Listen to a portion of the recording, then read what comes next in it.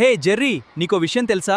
ఏంటది టామ్? శ్రీవాణి స్కూల్లో చదువుతో పాటు స్కేటింగ్, క్రికెట్ లాంటి ఎన్నో క్రీడలను కూడా బాగా నేర్పిస్తారట. కోచ్ శివ పిల్లల్ని చాలా బాగా ఎంకరేజ్ చేస్తారు.